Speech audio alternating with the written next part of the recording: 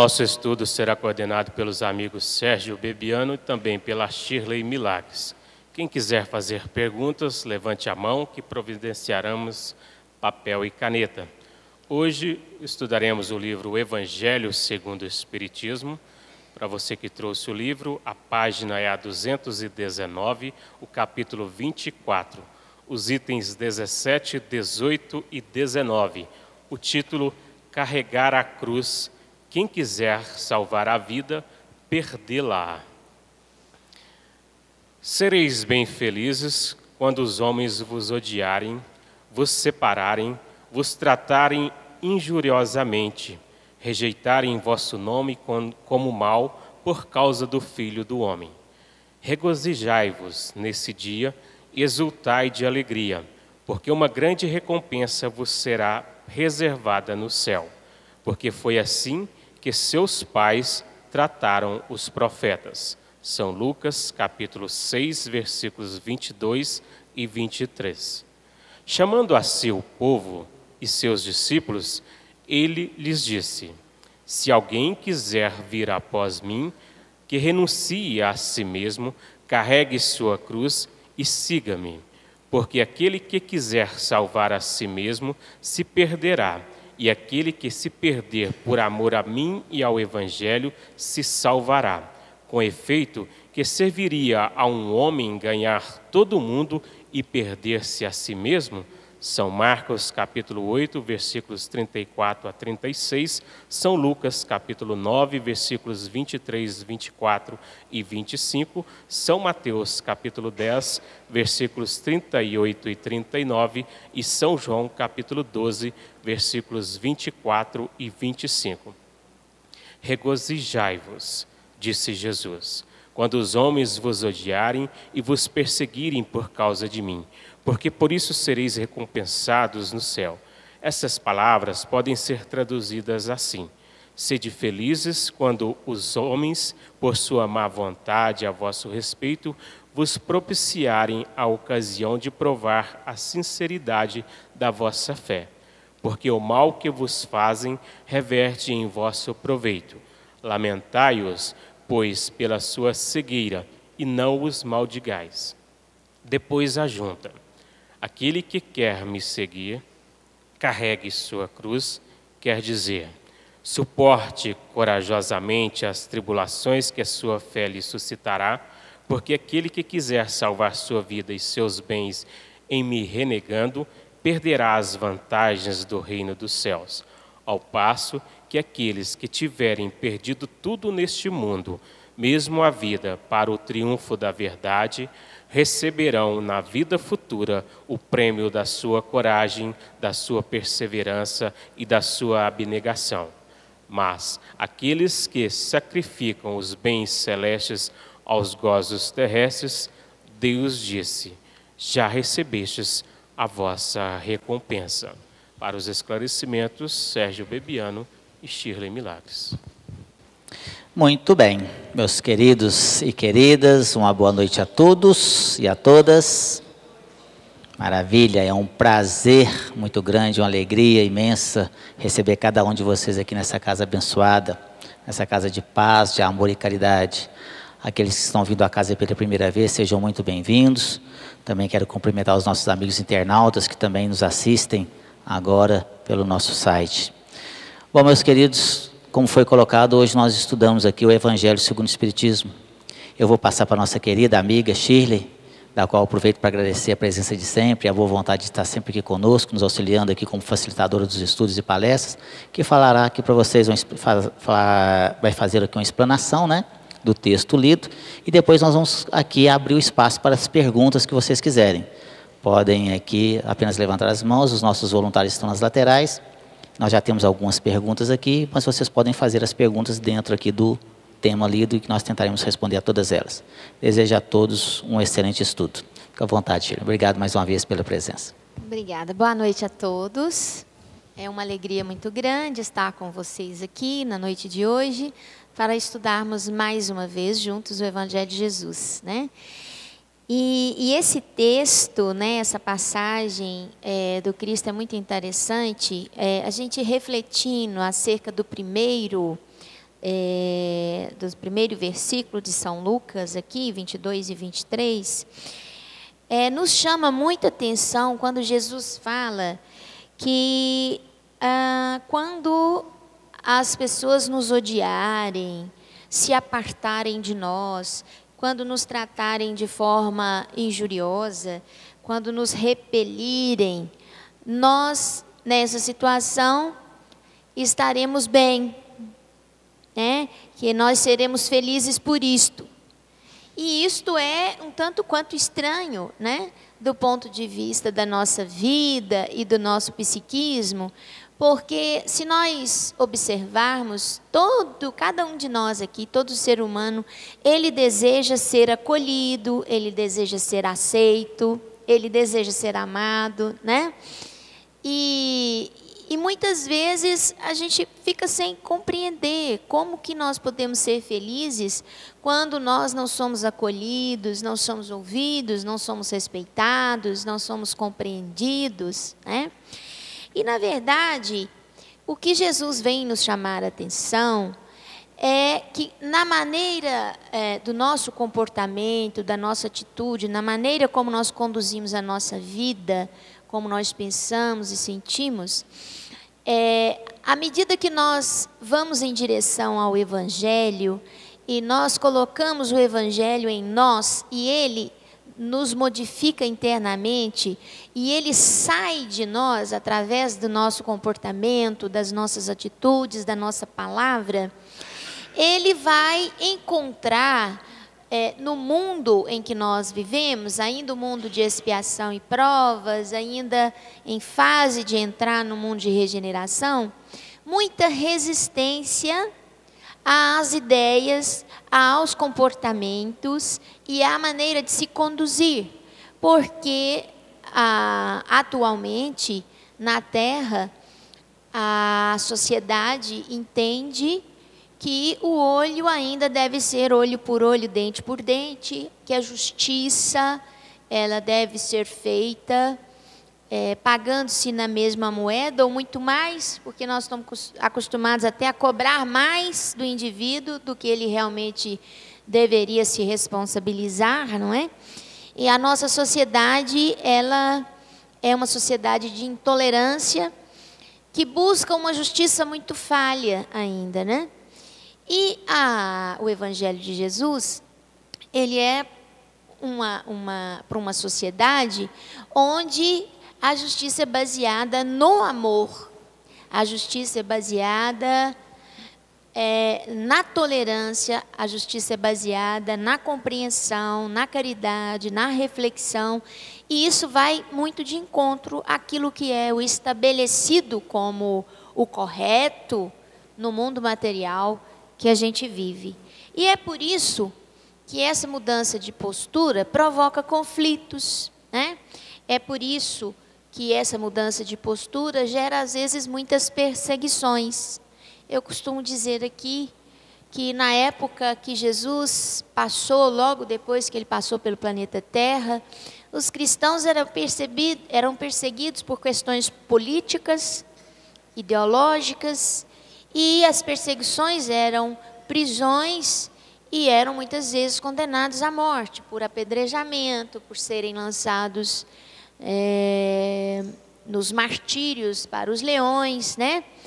E hoje nós cristãos, nós que acreditamos na ideia cristã, na filosofia cristã, nós somos perseguidos até hoje, né, Sérgio? Somos perseguidos muitas vezes de outras maneiras. Nós somos perseguidos através das injúrias, como foi colocado, das maledicências. Nós somos perseguidos através dos desafios que são colocados em nosso caminho, dos problemas que são colocados propositalmente, das críticas destrutivas, do desestímulo, né? Muitas vezes somos perseguidos pela ira, pelo desejo de vingança, de humilhações de todas as espécies. Então, os cristãos, as ideias cristãs, elas são perseguidas. E Jesus diz o seguinte, que a hora que nós começarmos a perceber que nós estamos sendo perseguidos de alguma forma, é o sinal que nós estamos realmente mudando.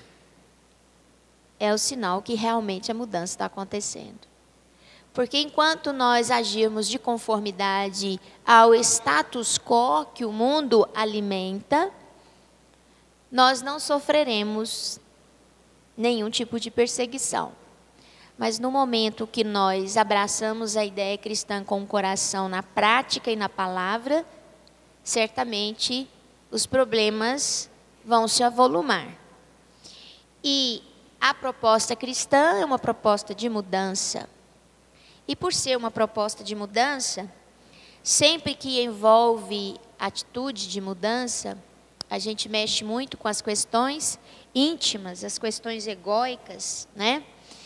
E a proposta cristã é que a gente aprenda a valorizar mais a essência da pessoa humana do que o corpo e todos os bens materiais e função social que ela exerça. Nós temos que aprender a valorizar a pessoa humana por ser uma centelha divina.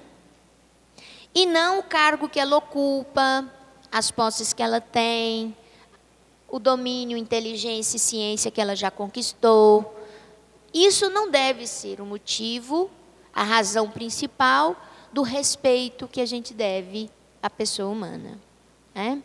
A gente deve respeitar o ser humano por ser filho de Deus, uma essência divina, né?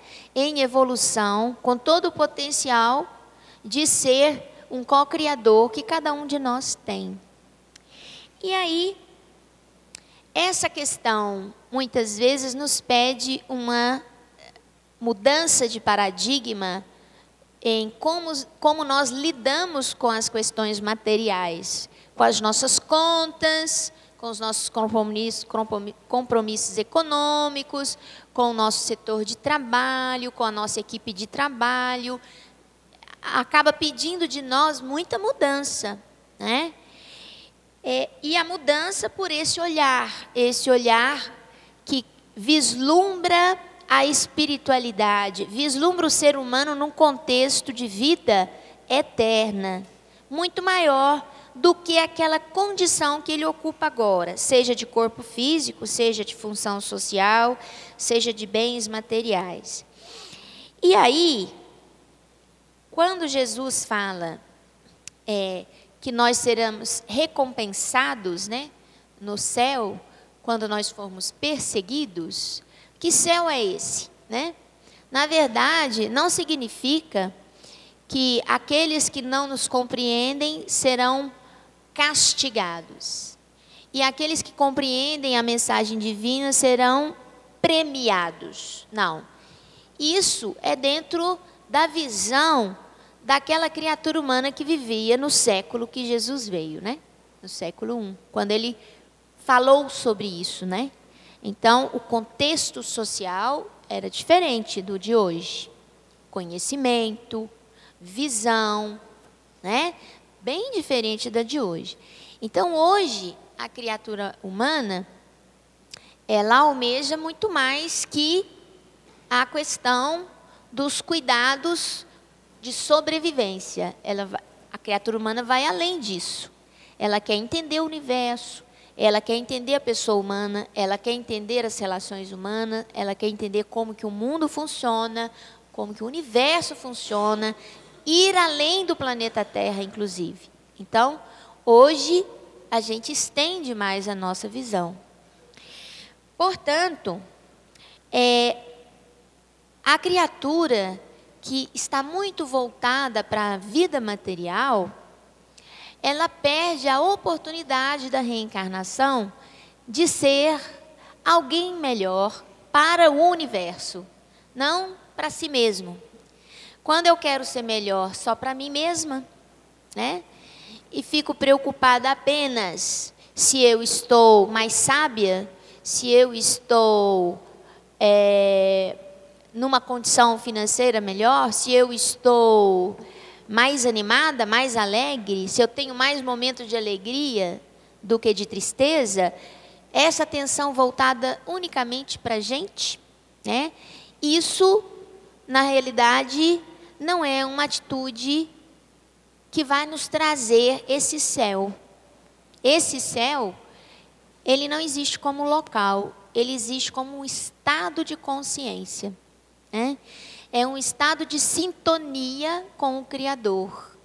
Então, as criaturas que são muito voltadas para si mesma, para os seus problemas pessoais, para a sua vida bem limitada, para os seus interesses imediatos, e não dilata sua consciência em direção ao outro, ao universo, a Deus, ele não consegue fazer essa sintonia. Essa sintonia divina é que nos permite sentir o céu. É essa sintonia. Então, é uma grande perda de oportunidade quando a gente mantém a nossa vida voltada unicamente para os interesses da nossa sobrevivência e dos prazeres sensoriais que a matéria nos proporciona. Quando um bebê nasce, ele é um recém-nascido, ele desconhece o mundo. E ele vai aprendendo a sentir o mundo e aprendendo a dar significado a todas as sensações que ele recebe através dos sentidos. Ele vai aprendendo a dar significado. E essa rede de significados é que constrói o nosso psiquismo atual. Porque nós temos também uma rede já construída de outras vidas que está armazenada no nosso inconsciente, que em determinadas situações pressiona as nossas emoções em determinado sentido, em determinadas atitudes, em determinadas emoções. Mas nós construímos o nosso psiquismo atual baseado nessa relação sensorial. Só que a criança cresce e ela deixa de ser sensorial e estabelece-se o lobo frontal com o pensamento lógico. E o pensamento lógico nos permite refletir sobre o que nós recebemos pelo nosso sentidos. E a hora que nós começamos a refletir com o pensamento lógico, nós então vamos exercitando o controle sobre as emoções, a reflexão sobre as sensações, o controle sobre as nossas ações. E quando nos tornamos mais maduros, adultos, nós somos capazes de exercer o nosso livre-arbítrio com muita liberdade, porque nós recebemos ainda, continuamos a receber as sensações, mas nós temos capacidade de filtrar aquilo que nós vamos alimentar e aquilo que nós vamos reduzir, né? Aquilo que nós vamos eliminar. E aí que entra essa questão de passar pelo buraco de uma agulha, essa questão de carregar a própria cruz, essa questão de arrancar o olho se for motivo de escândalo, essa questão de perder a sua vida, né? E muitas vezes ganhar o mundo e perder a sua vida.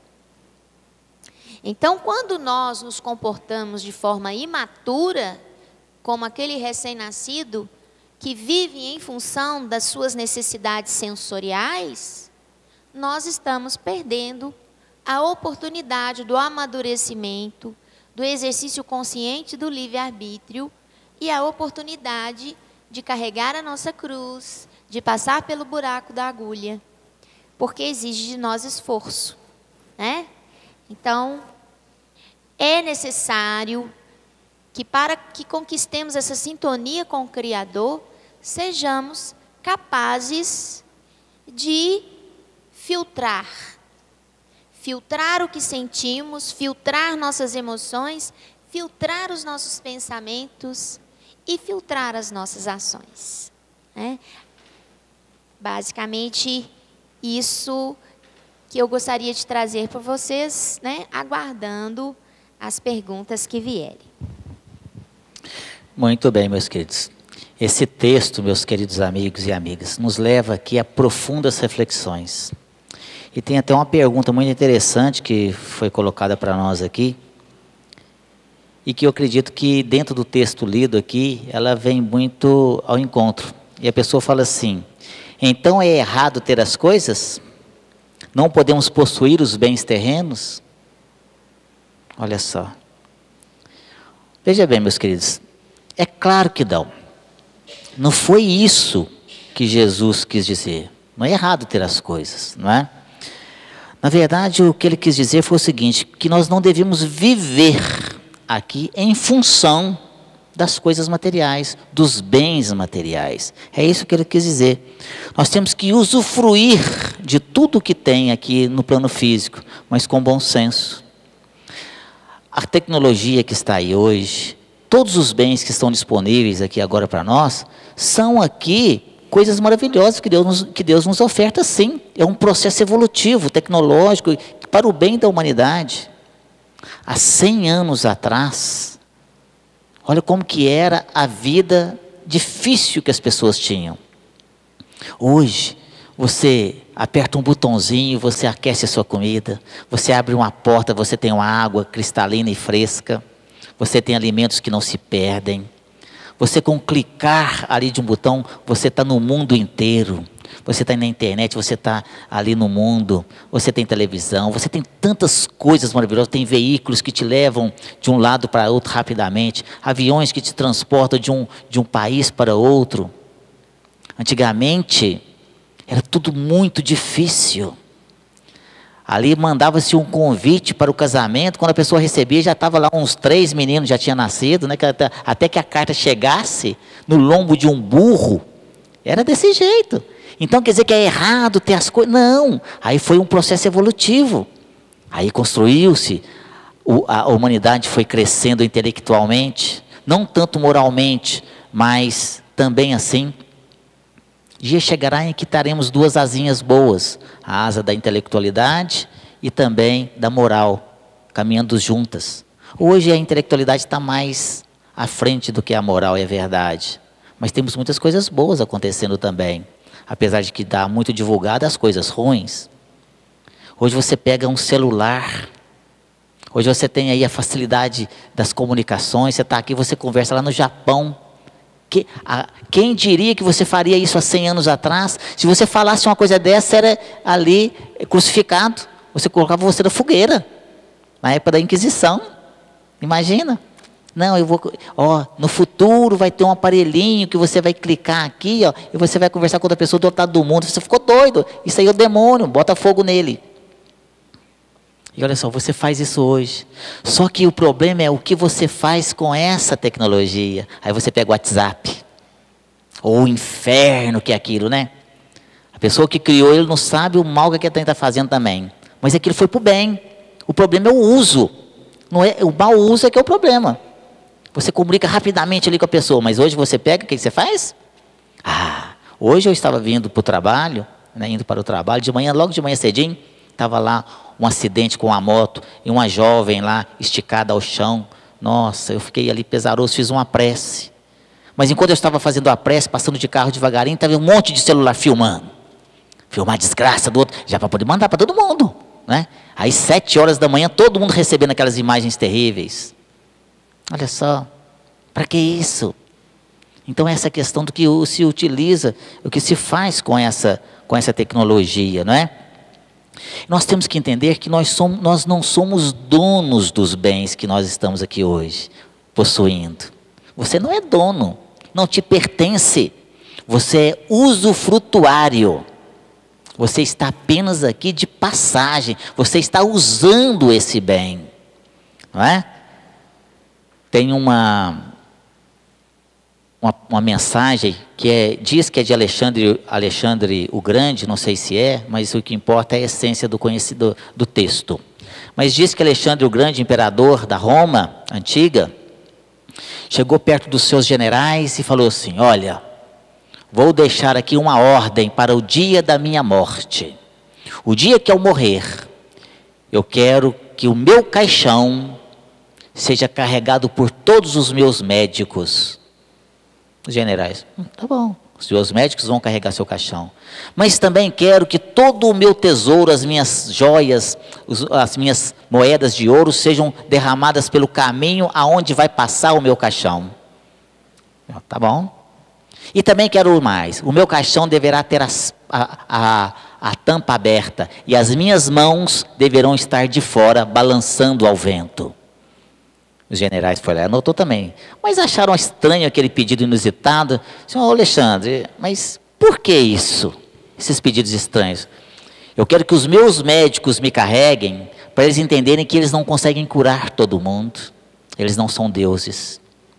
Quero que o meu tesouro seja esparramado aqui, porque todo mundo vai passar por ele, porque nem todo o dinheiro do mundo é capaz de salvar uma vida. E quero que as minhas mãos estejam balançando ao vento, porque para mostrar que a gente não traz nada e também a gente não leva nada daqui.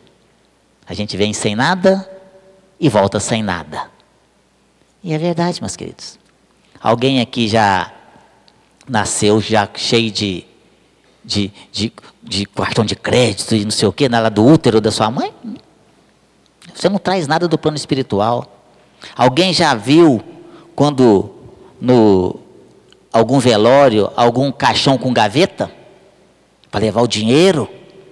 Já viu um velório seguindo para o cemitério com aquele monte de caminhão de mudança atrás? Não tem. O que vai ser enterrado é o seu corpinho. Vai ficar ali, ó. Vem sem nada e volta sem nada. É isso que Jesus quis nos ensinar com essa lição maravilhosa desses evangelhos.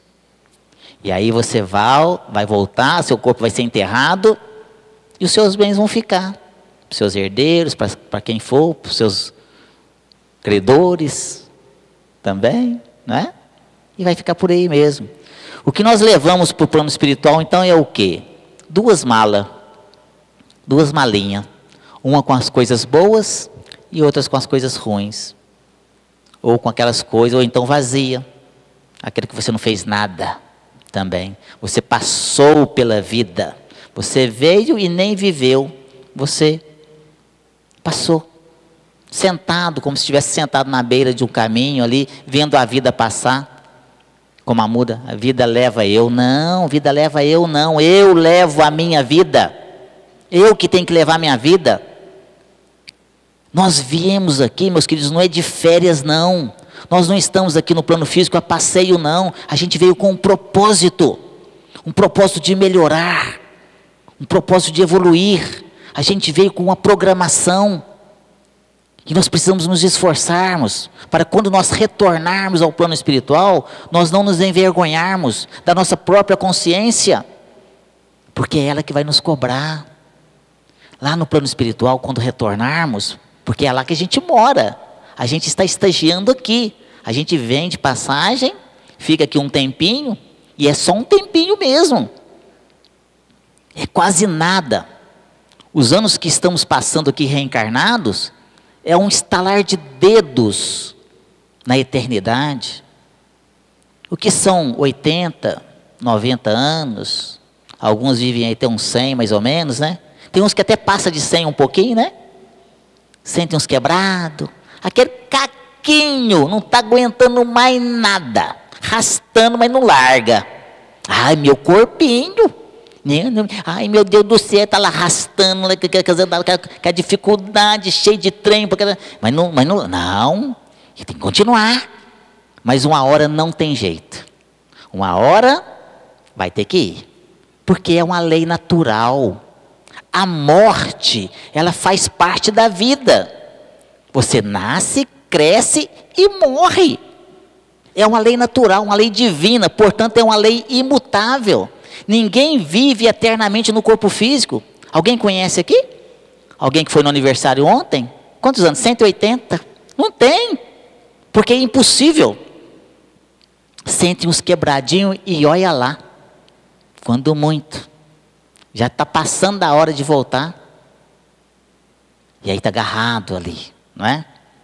Então, meus queridos, uma hora nós vamos retornar, sim.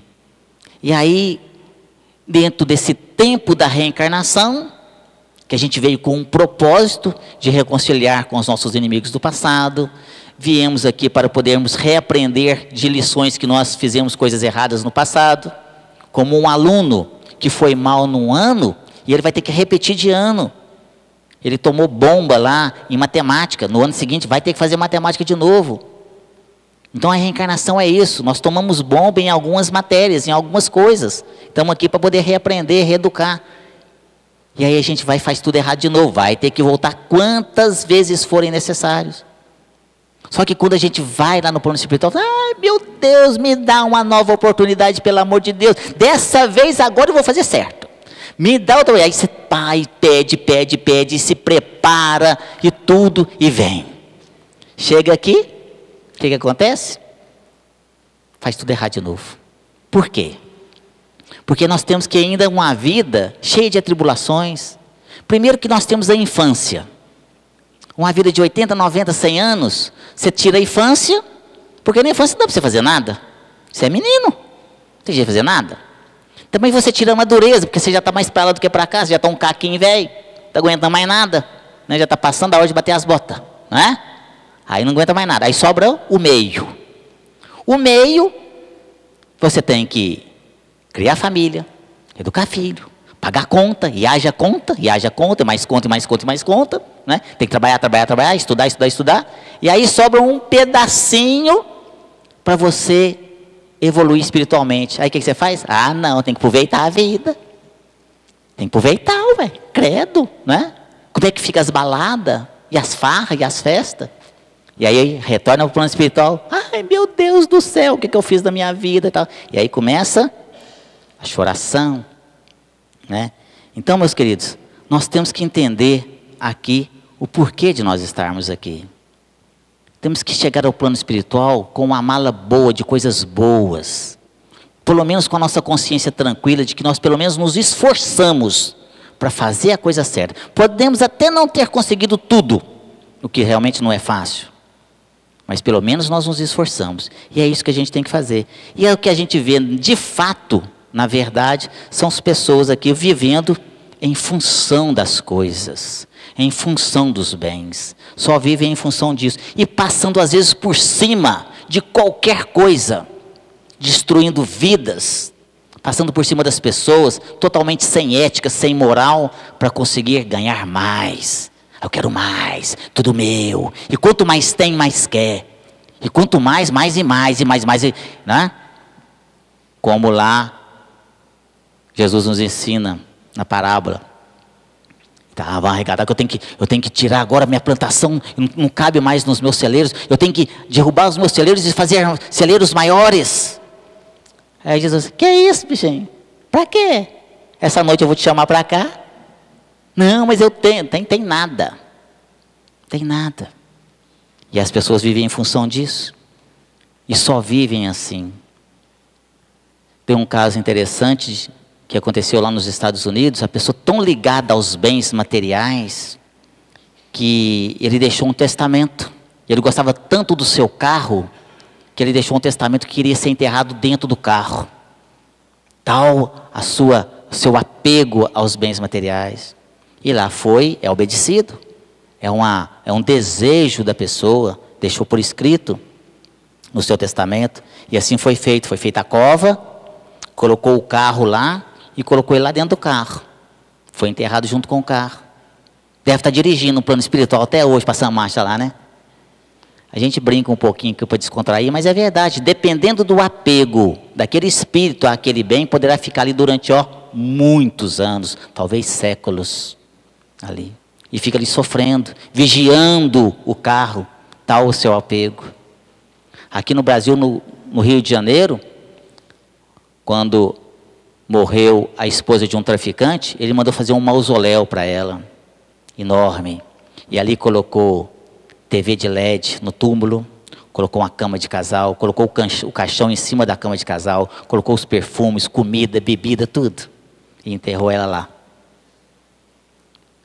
Essas pessoas que são tão ligadas às questões materiais, o espírito pode ficar ali, durante muito tempo nessa situação.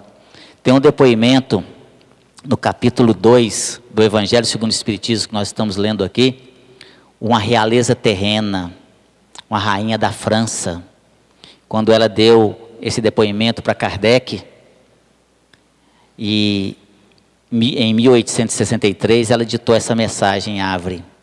E ela fala assim: rainha, eu fui entre os homens, rainha, pensei chegar no reino dos céus, mas que desilusão, e que decepção, que quando lá cheguei pensei que seria recebida como rainha, mas eu vi acima de mim, mas muito acima, os meus servos, aqueles a quem eu desprezava por não ter o sangue real nas veias. Olha só. E ela fala assim: aqui não se pergunta o que fostes, nem o cargo que ocupastes. Aqui se pergunta o bem que fizestes e as lágrimas que enxugastes. É isso que conta. Chegar lá e dar carteirada. Eu era presidente, fui governador, eu chegar lá com o meu crachá, fui presidente do Centro Espírita. Ih, devedor, vai, pior deles. Devia ter feito mais, fez nada, não trabalhava quase nada. Não é? Não é cargo que conta.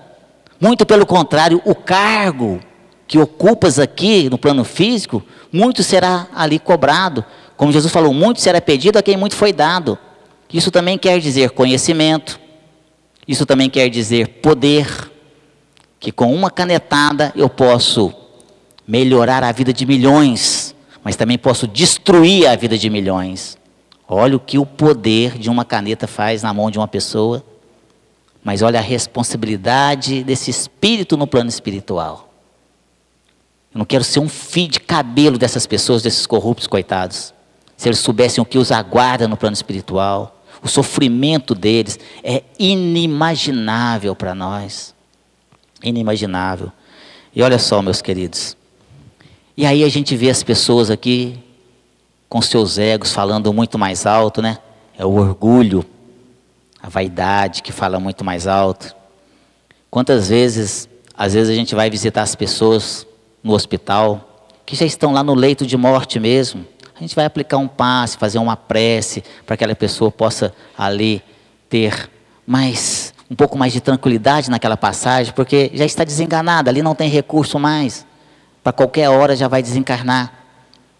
E ali balbuciando muitas vezes, a pessoa chama, olha, e aí você vê as lágrimas correrem nos olhos. Sabe de quê? Arrependimento, remorso. É o remorso corroendo a sua alma no leito da morte. Porque fala, se eu tivesse mais tempo, faria tantas coisas diferentes. Eu faria tudo diferente do que eu fiz na minha vida até hoje. Mas aí era no leito da morte, a hora que a realidade da vida que se extingue do corpo físico, mas que ela sabe que no plano espiritual é diferente. Ela já sente isso. Muitas vezes pressentindo aí a presença daqueles amigos e parentes ali do plano espiritual. E não raro, meus queridos, nós que trabalhamos ativamente na área mediúnica, nas reuniões mediúnicas, quando os espíritos se manifestam, e eles chegam e choram, igual uma criancinha desamparada, de remorso, e desesperados. O que eu fiz da minha vida? Não raro nós escutamos isso nas reuniões. E o que eu posso falar com ele? Calma, irmão, tudo vai dar certo. Tenha fé, terá uma nova oportunidade. Mas eu desperdicei, não mereço receber ajuda, eu tenho que sofrer. É ele auto se punindo, porque não fez aqui o mínimo que deveria fazer aqui no plano físico. Porque é a nossa consciência, meus queridos. É a nossa consciência nos cobrando, não é Deus nem Jesus nos punindo. É nós mesmos, é como um espelho que desce ali na sua frente e você olha para você mesmo e você começa a se cobrar. Então, meus queridos, vamos agradecer pelo que nós temos. Vamos correr atrás do que nós não temos, mas não viver em função disso. É usufruir com bom senso de tudo que nós temos, praticar a caridade, ajudar as pessoas menos favorecidas, agradecer pela bondade que nós temos hoje. Eu quero crer que todos nós que aqui nos encontramos, quando sairmos deste centro espírita maravilhoso e abençoado, Quero crer que todos nós aqui vamos retornar aos nossos lares. Ninguém aqui vai voltar para debaixo de uma ponte nem de um viaduto. Ao retornar aos seus lares, pode até não ser uma casa própria, mas terá um teto que os acolhe. Terá lá um banheirinho quente ali para que você tome o seu banho, uma roupinha, um pijaminha limpo, uma cama que vai te aquecer para você dormir. Um jantar, talvez não um jantar dos deuses da antiga Grécia, mas você vai ter lá o seu arrozinho com feijão, o seu macarrãozinho. Enquanto pessoas não têm sequer o mínimo necessário para sobreviver. Então vamos agradecer por tudo isso também. Não é errado ter as coisas. Errado é o que nós fazemos para possuir essas coisas, às vezes de forma ilícita e antiética, e também às vezes como estamos vivendo apenas em função disso. Vamos refletir sobre isso, meus queridos. Queria trazer uma reflexão aqui, uma pergunta muito interessante. Sofrer é condição para a felicidade? Porque a gente vê no Evangelho muita referência a isso, né? Há sofrimento para a conquista dessa condição de paz interior, né?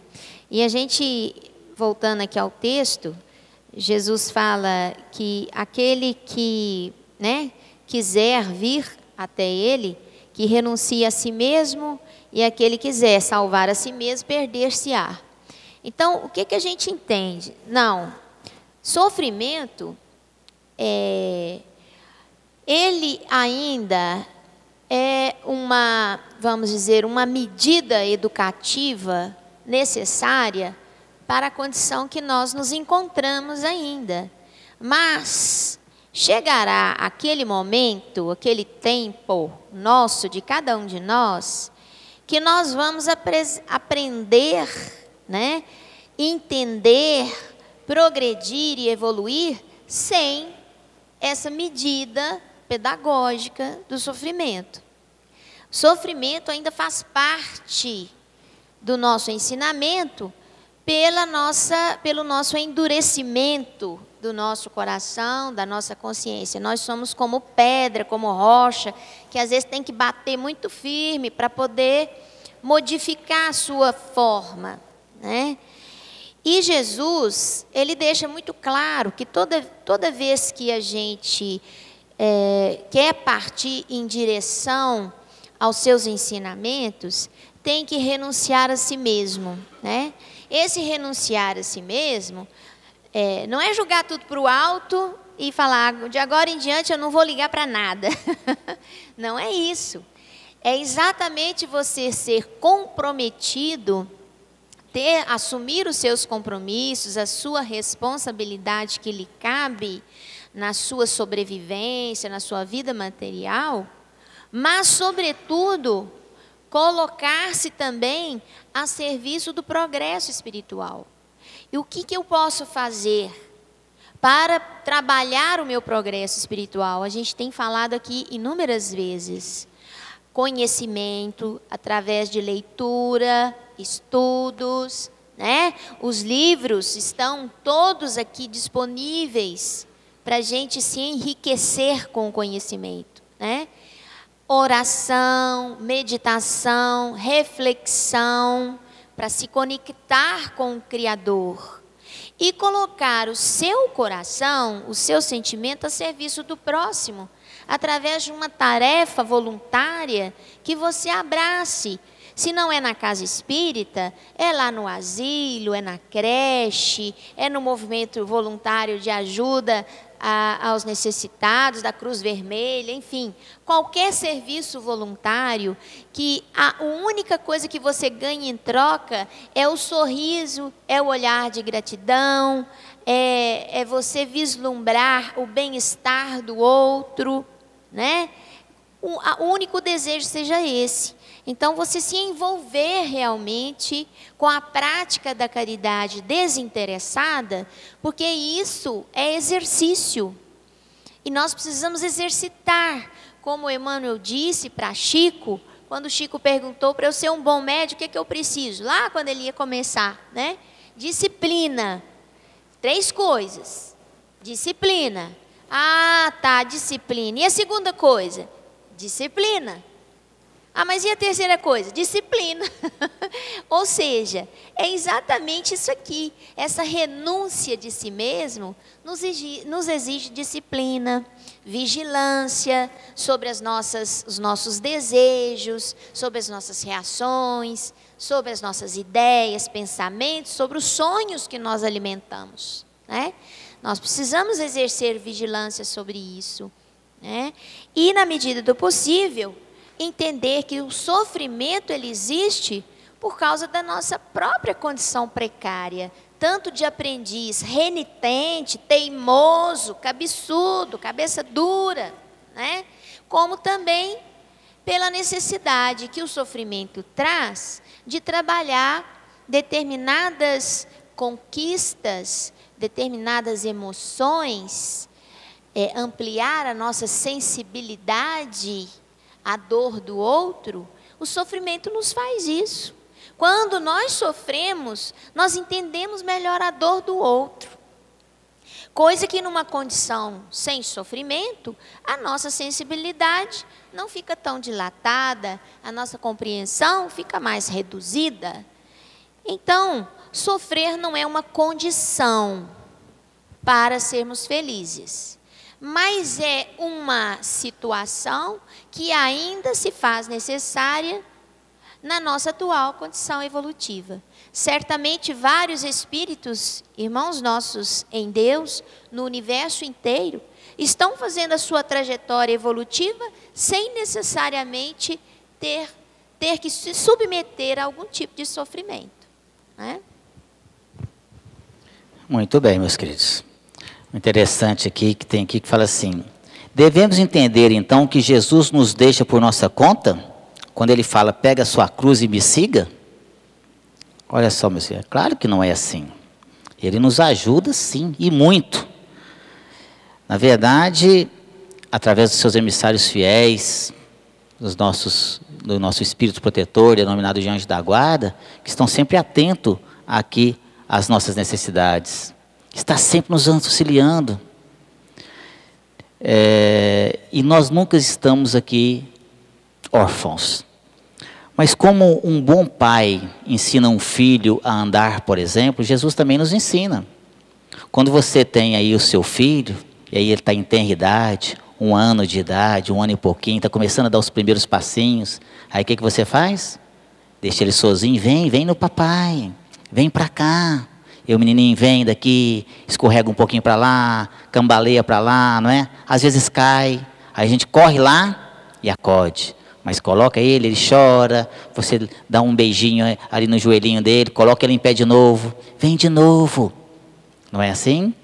Mas se você pegar aquela criança recém-nascida, e você, tadinho, não é? E a Shira, que é pediatra, com certeza vai ratificar o que eu falo aqui. Se você pegar um recém-nascido e pegar nos braços, não posso deixar ele no chão, porque ele vai machucar, ele vai se contagiar com alguma bactéria, e ele começa a carregar o neném para lá e para cá, e o menino está com 1 ano, está carregando o braço, e 2 anos está carregando o braço, e 5 anos está carregando o braço, e 15 anos está carregando o braço, 20 anos você está carregando o menino no braço ainda. E quando você coloca ele no chão para ele andar, o que vai acontecer? Vai cair, porque as perninhas estão flácidas, não aprendeu a andar sozinho. Então Jesus, quando fala, pegue a tua cruz e me siga, ele não falou, vem cá, põe a sua cruz nas minhas costas, sobe aqui nas minhas costas que eu vou te carregar também, não. Porque senão, como é que já seríamos crianças, sem conseguir andar por nossa própria conta? É isso que ele quis dizer, quando ele falou assim. Mas ele está atento às nossas necessidades, e quando a gente cai, ele corre lá e nos acode. Não, vem cá, meu filho, Nossa Senhora, vem cá, vem cá, e nos ajuda. Ele jamais nos deixa sozinhos. Tem uma música que eu gosto muito, eu acredito que os mais antigos aí vão lembrar, não que eu seja antigo, mas é que meu pai me conta, né? Do Duque da Uvan, Rastros na Areia. E lá naquela música ele fala que aquele homem chegava para Jesus e falava assim, nos momentos mais felizes da minha vida, quando eu tinha muita fartura, e tudo era tudo de bom na minha vida. E nós andávamos na areia, na praia, e haviam 2 pares de pegada, o meu e o do Senhor Jesus. Mas ele reclamava: mas Jesus, o Senhor me abandonou, porque nos momentos de maior agonia da minha vida, quando eu mais precisei do Senhor, quando tudo deu errado na minha vida, eu olhei para trás e tinha apenas um rastro de pegada, apenas um par de pegadas. O Senhor me abandonou quando eu mais precisei de você. E Jesus falou assim: oh, meu querido, nos momentos de maior agonia da sua vida, quando você estava muito debilitado, quando você estava triste, na verdade eu te carreguei no colo. Aqueles par de pegada era o meu, olha só. E a gente acha que Jesus abandonou a gente. Jesus está lá carregando a gente para lá, carregando a gente para cá. É assim que funciona. Jesus jamais nos desampara, meus queridos. É assim. Mas tudo é uma questão de mérito. Nós temos que ter mérito aqui. Se todos os espinhos, se todos os abrolhos, todas as pedras forem retiradas do nosso caminho, aonde que vai estar o nosso mérito do crescimento? O objetivo é nós evoluirmos aqui através do nosso próprio crescimento, do mérito nosso. Nós temos que correr atrás. Não adianta ficar só pedindo. Ajuda-te, que o céu te ajudará, está lá no Evangelho. Deus dá o alimento ao pássaro, mas não coloca no ninho. O passarinho tem que sair do ninho, se esforçar, bater a asinha, ir lá buscar o alimento, para depois voltar, porque senão ele vai morrer de fome. Mas Deus dá o alimento, mas está lá. Ele fala: busca lá, se esforce, voe. Assim ele faz conosco. Espírito, voe, vai, cresça as suas asas, para que você possa caminhar sozinho, para que você possa aprender.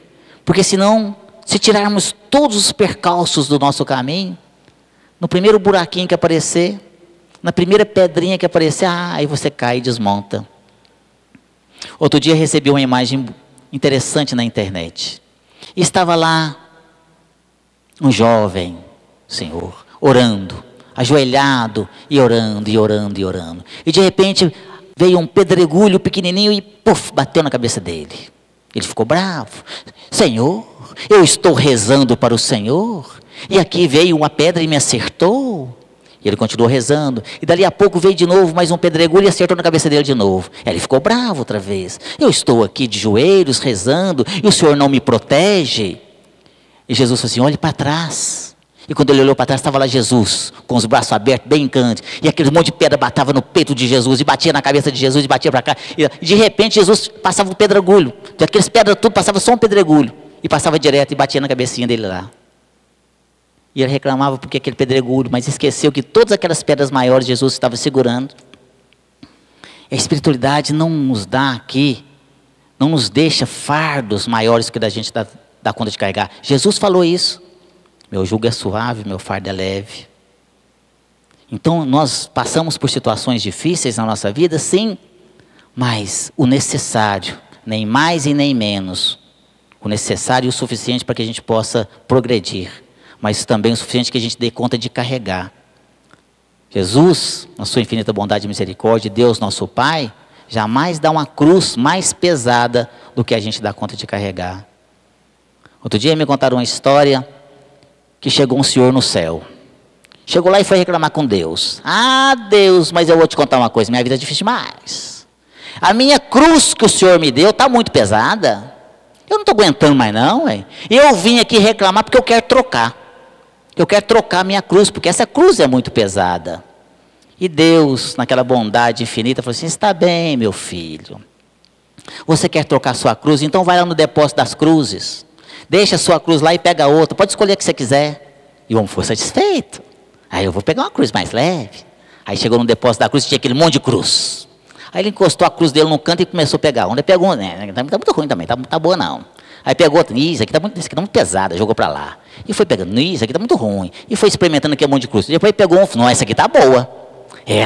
Nossa, essa é a mais leve de todas que está aqui. Ah, é essa que eu quero. E levou. Ó Deus, ó, escolhi. É essa aqui. Eu quero essa cruz. Eu assim, tá bem, meu filho, você pode levar. Ela, pode levar essa aqui. Só que tem uma coisa, essa foi que você trouxe. Tá achando que tá pesada, filho? Foi a que você trouxe, era mais leve. E assim a gente vê na vida, a gente acha que a nossa cruz é a mais pesada de todas, mas não é. Ela é necessária para o nosso crescimento e ela é suficiente para que a gente possa estar aqui vencendo os nossos desafios, que normalmente chamamos de dificuldades, normalmente chamamos de problemas. Não basta rezar. Temos que fazer aqui oração, meus queridos. Outro dia chegou aqui nesta casa uma senhora. E essa senhora, muito católica, fervorosa, e ela estava reclamando. Ah, Sr. Sérgio, eu vim aqui pela primeira vez. É a primeira vez que eu adentro uma casa espírita. E eu vi que ela estava ansiosa, estava até tremendo e suando, porque eu estou num centro espírita, imagina. Aí eu vim aqui porque eu tenho umas amigas minhas que vêm aqui, e elas falaram que eu tinha que vir aqui. Porque aqui vocês vão me ajudar. E eu já tentei de tudo na minha vida, e as coisas estão de mal a pior. Olha, eu não aguento mais. Olha, eu estou desempregada tem um tempão, mas eu não consigo emprego e eu estou já sem saber o que eu faço. Eu não consigo mais sobreviver. Mas eu tenho rezado. E Deus não tem ouvido as minhas preces. E eu rezo o dia inteiro, Sr. Sérgio. Eu acordo de manhã, a primeira coisa que eu faço, eu ajoelho e rezo o terço. Em jejum. Em jejum. Eu rezo o terço em jejum. E aí, da parte da manhã, enquanto eu estou fazendo as coisas lá de casa, varrendo, eu escuto a missa na televisão e coloco um copo de água para ser benzida. À tarde, ali, eu faço o rezo da terça das 3 horas, tem o terço, aí eu rezo o terço. E à noite eu faço a novena. E eu faço isso todo dia, Sr. Sérgio. 7 dias por semana e o negócio não está resolvendo. E aí, uma amiga minha falou que esse negócio é dos espíritos. Que era para me vir aqui. E aqui vocês vão resolver meu problema. E eu falei, aqui a gente resolve mesmo. Aqui nós resolvemos os problemas de todo mundo. Ah, eu sabia que vocês iam resolver meu problema. Resolvo. Nós vamos resolver. Então o meu problema, não, eu já sei qual que é o seu problema. É os espíritos que não estão deixando eu arrumar emprego? Não é os espíritos não. Não, o que é? O seu problema é o seguinte, só está rezando demais. Só tem que parar de rezar. E a mulher regalou um olhão para mim, muito católica, né? Nossa Senhora, eu estou indo no lugar do capeta mesmo, né? Eu fui entrar num centro espírita, eu estou lá, aí ela deve estar assim, ela deve estar rezando para tudo quanto é santo naquele momento, eu imaginei. Mas rezar é tão bom. Não, rezar não vale nada. Esse negócio de rezar não funciona. Quanto mais a senhora reza, mais assombração parece. A pior coisa que a gente tem que fazer na vida é rezar. Isso não se resolve, não. Eu assim, não é possível, Zé. O que a senhora tem que fazer a partir de hoje é outra coisa. A senhora vai ter que fazer oração. Eu assim, mas oração?